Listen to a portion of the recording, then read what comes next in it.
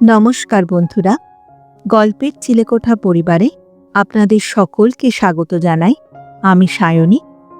আজ আমাদের নিবেদন বিখ্যাত সাহিত্যিক শ্রী আশুতোষ মুখোপাধ্যায় রচিত গল্প কান্না। গল্পটি কেমন লাগলো কমেন্টে জানাবেন। যদি ভালো লাগে লাইক করবেন, আর চ্যানেলটিতে যদি নতুন হয়ে থাকেন সাবস্ক্রাইব করবেন। তবে চলুন আর দেরি করব না, শুরু করি আজকের গল্প শ্রী আশুতোষ মুখোপাধ্যায় রচিত কান্না।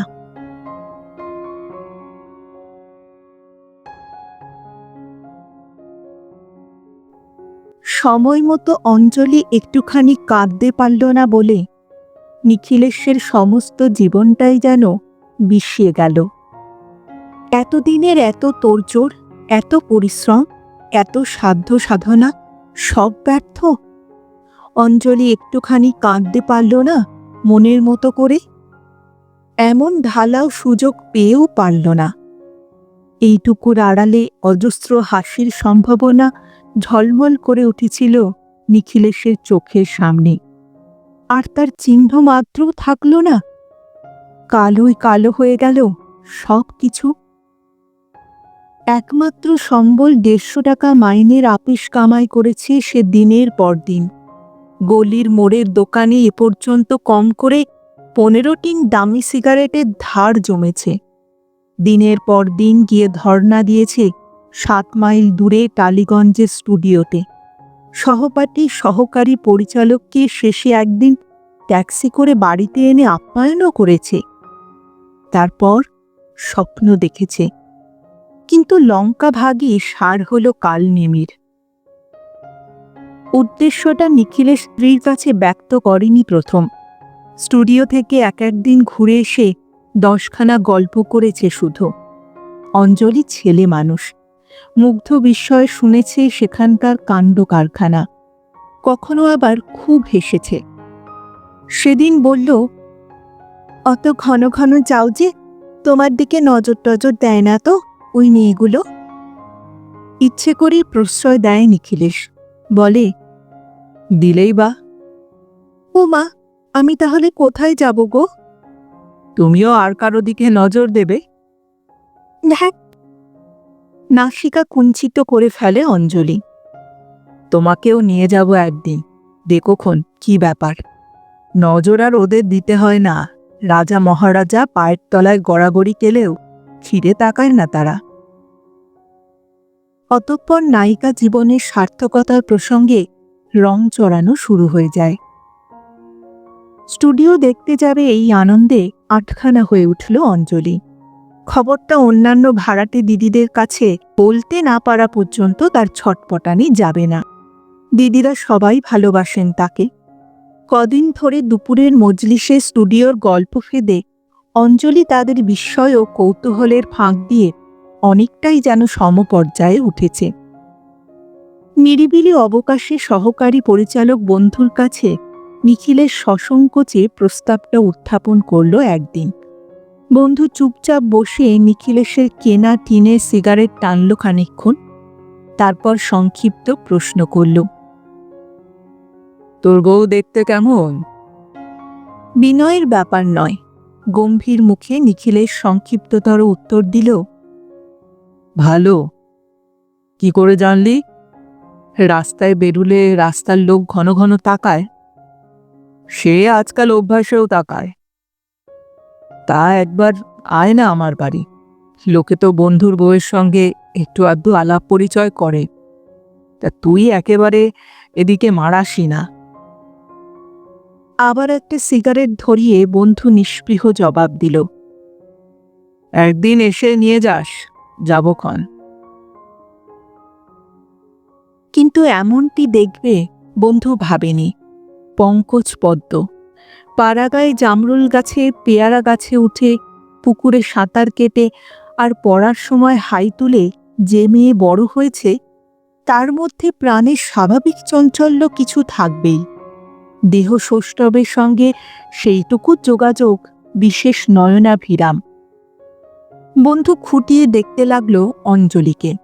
নিখিলেশ ভাবল, চলবে কিনা দেখছে। অঞ্জলি প্রথমে ঘাবড়ে গিয়েছিল একটু। দুরন্ত শিশু অপরিচিতের সান্নিধ্যে এলে হঠাৎ যেমন বোবা হয়ে যায়, প্রায় তেমনই। কিন্তু কতক্ষণ আর সংকোচ, হেসে উঠল একসময়, বলল, দেখছেন কি, আমায় ধরে সিনেমায় নামিয়ে দেবেন কি? বন্ধু খানিক চেয়ে থেকে হেসে জবাব দিল, দিতে পারি, আপত্তি আছে? চোখ বড় বড় করে অঞ্জলি সোজাসুজি তাকালো তার দিকে। নায়িকা হব?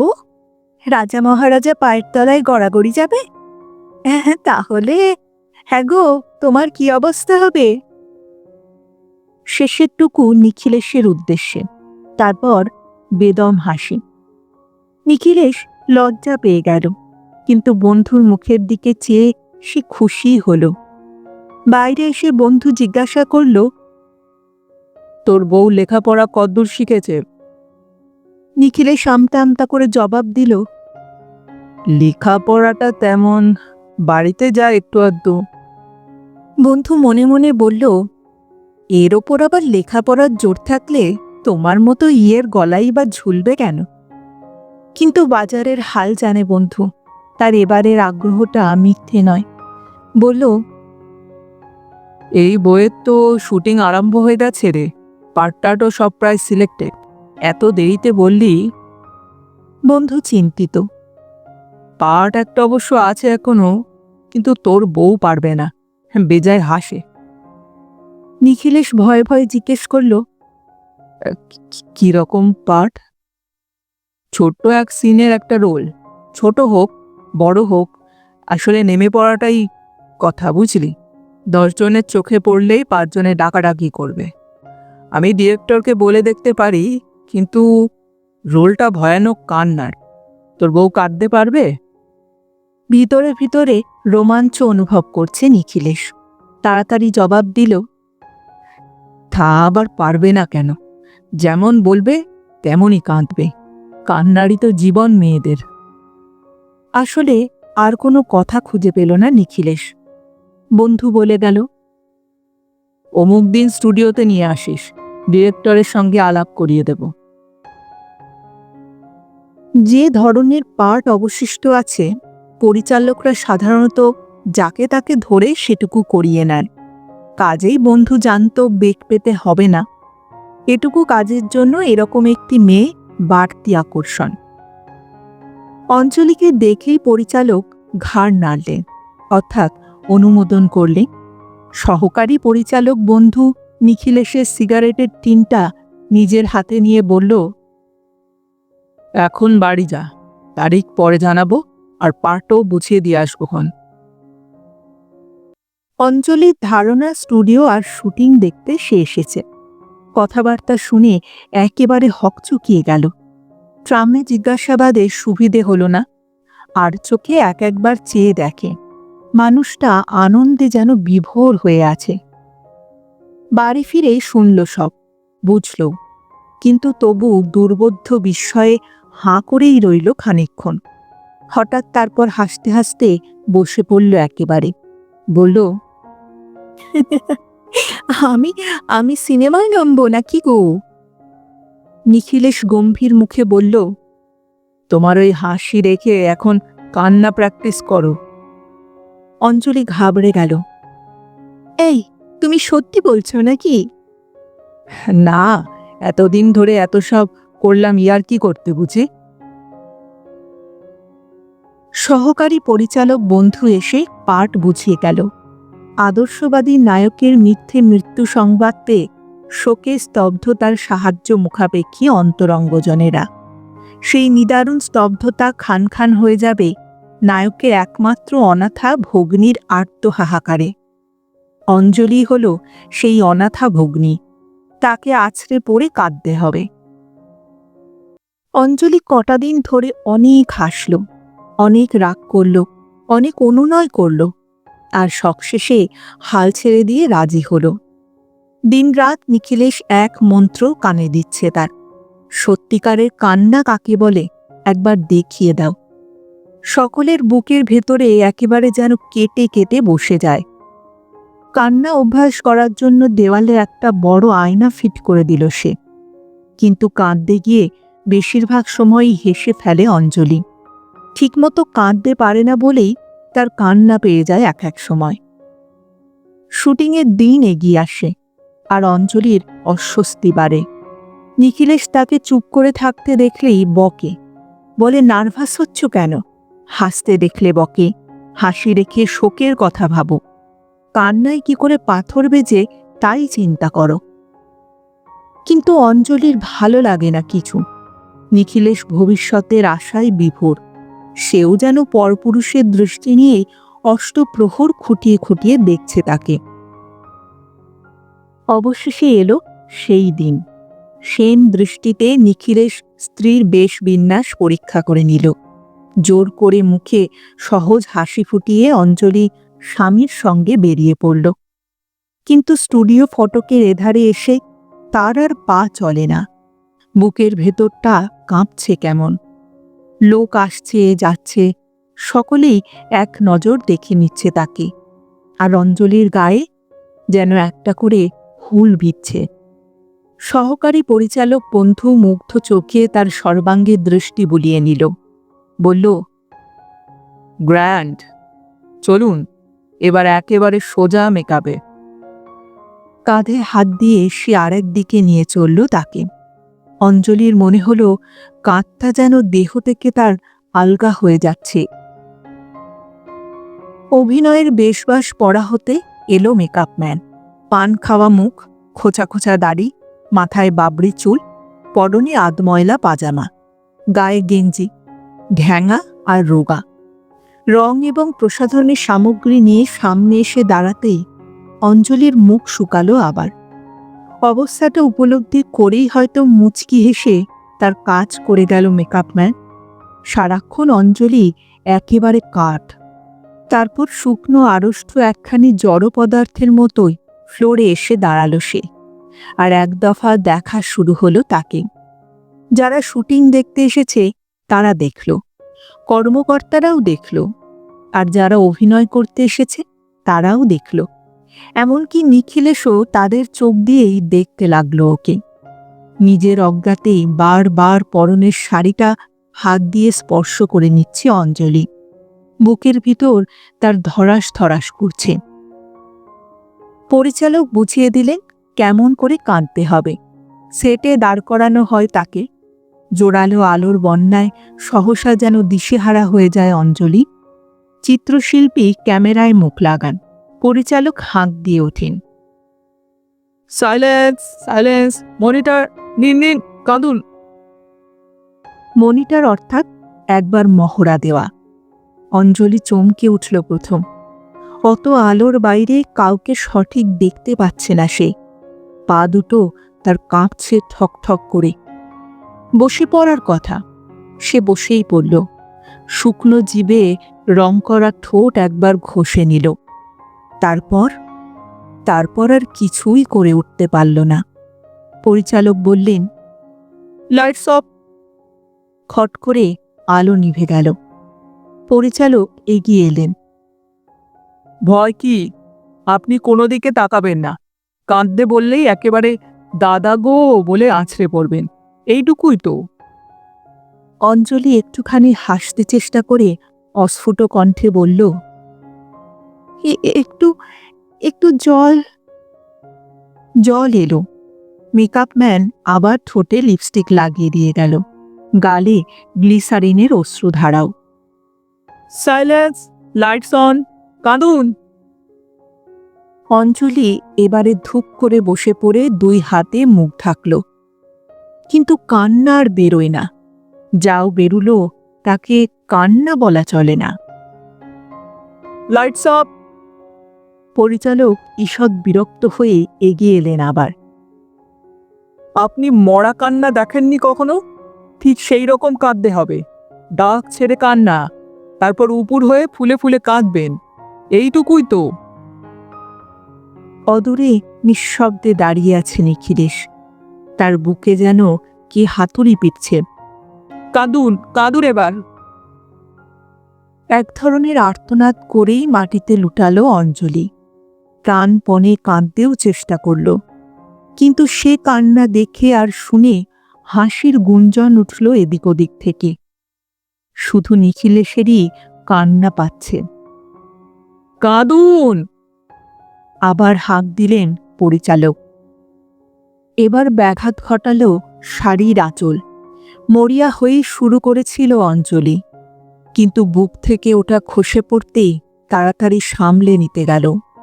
আর্তনাদে এবং ভুল উন্ঠনে বেখাপ্পা ছেদ পড়ে গেল ত্রস্ত বসন সংবরণের প্রয়াসে। মর্মান্তিক দৃশ্য। স্পষ্টতর হল শুটিং দর্শকদের হাস্যগুঞ্জন। নিখিলেশের বুকের ভেতরে মরুভূমির শুকনো টান ধরেছে যেন। পরিচালকের মেজাজ বিগড়তে শুরু করেছে। ধমকে উঠলেন, অত লজ্জা করতে হলে সিনেমায় নামা হয় না। ভাই মরে গেলে শাড়ির আঁচল টাইট করে বেঁধে নিয়ে কেউ কি কাঁদতে বসে? ওটা ওভাবেই খসেই পড়বে। আরও ৫-৭ বার মহড়া দেবার পর পরিচালক হাল ছাড়লেন। দূর থেকে নিখিলেশ যেন প্রাণের দায়ী ভাবে ভঙ্গিতে নিঃশব্দে কান্নাটা প্রম্পট করে দিতে চায়, কিন্তু বসন বিবস্ত্র হওয়ার সম্ভাবনায় আরও আড়ষ্ট এবং আরও কাঠ হয়ে অঞ্জলির সকলের হাসির উদ্রেককেই বারবার উস্কে দেয়। পরিচালক ঘড়ি দেখলেন, অনেক সময় নষ্ট হয়েছে। বললেন, আচ্ছা, আবার একদিন চেষ্টা করা যাবে। আজ থাক, আপনি এখন যান। ওটা যে মুখের কথা তা সকলেই জানে। অঞ্জলি প্রস্থান করে বাঁচল। পরিচালক তার সহকারীর দিকে অগ্নিদৃষ্টি হানলেন এবার, অর্থাৎ খুব অ্যাক্ট্রেস এনেছ তুমি। সব থেকে বড় ঝড়টা সকলের অজ্ঞাতে নিখিলেশের ওপর দিয়েই বয়ে গেছে। তবু আশা মরীচিকা। ঢোক গিলে বলল, ওর বোন ভাই নেই তো? মানে আমার শ্বশুর মশাইয়ের সবকটাই মেয়ে কিনা, সেজন্যই বোধহয় ফিলিংসটা ঠিক। পরিচালক ঝাঁঝিয়ে উঠলেন, সেই ছেলেও গোটা কতক থাকা উচিত ছিল মশাই। তবে একটি দুটি ভাইয়ের শোকে আপনার স্ত্রীকে কাঁদানো সহজ নয়। বাড়ির পথ। ট্রামে ভিন্ন সিটে অন্যদিকে মুখ ঘুরিয়ে বসে আছে নিখিলেশ। অঞ্জলির মুখে এর পরেও যে হাসির মতো দেখা যাচ্ছে, সেটাই সব থেকে বেশি অসহ্য লাগছে এখন। বাড়ির গলিতে এসে থমথমে মুখে মোড়ের দোকান থেকে সিগারেট কেনার জন্য দাঁড়ায় নিখিলেশ। সঙ্গে দূরের কথা, এই দুনিয়াতেই যেন তার কাছাকাছি আপন বলতে কেউ নেই। অঞ্জলিও থামল একটু, তারপর পায়ে পায়ে বাড়ির দিকে চলে গেল। নিখিলেশ সেখানেই দাঁড়িয়ে দাঁড়িয়ে সিগারেট টানল একটা, আর একটাও ধরালো, কিন্তু ভালো লাগলো না। এ জগতে ভালো লাগার মতো আর কিছু নেইও তার। সিগারেট ফেলে দিয়ে ধীর গম্ভীর মুখে বাড়ি ঢুকল। ঘরের দরজা ভেজানো, ঠেলতেই খুলে গেল। তারপরেই একেবারে স্তব্ধ নির্বাক সে। মেঝেতে উপুর হয়ে পড়ে অঞ্জলি কাঁদছে, মর্মবিদারী কান্না। সমস্ত দেহ ফুলে ফুলে উঠছে মুহুর্মুহু। ওই পোশাকি শাড়ির আঁচল মুখে একরাশ গুজে দেওয়া সত্ত্বেও অব্যক্ত কান্নার শব্দ গুমড়ে গুমড়ে উঠছে। পাথর গলানো কান্না। এ কান্না যেন আর শেষ হবে না। হাঁ করে দেখছিল নিখিলেশ। হঠাৎই তার বুকের ভেতরটা চড়চড় করে উঠল একবার। নিবিড় যাতনায় যেন মোচড় দিয়ে উঠল, হু হু করে উঠল। তবে তা অঞ্জলির কান্না দেখে নয়, অঞ্জলি অমন কাঁদতে পারে দেখে।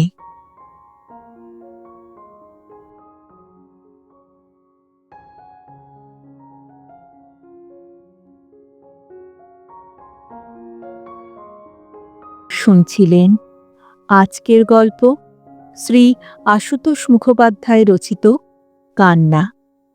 ফিরে আসছি আরেকটি নতুন গল্পের সঙ্গে কিছুদিনের মধ্যেই। ততদিন ভালো থাকবেন, সুস্থ থাকবেন এবং গল্পে থাকবেন। আর আমার গল্প পাঠ ও উপস্থাপনা যদি ভালো লাগে তাহলে লাইক আর কমেন্ট করতে ভুলবেন না। আর চ্যানেলটিতে যদি নতুন হয়ে থাকে সাবস্ক্রাইব করবেন। এতে আমার উৎসাহ ও আত্মবিশ্বাস দুইই বাড়ে। তাহলে আজ এখানেই বিদায় নিচ্ছি। আবার দেখা হচ্ছে। নমস্কার।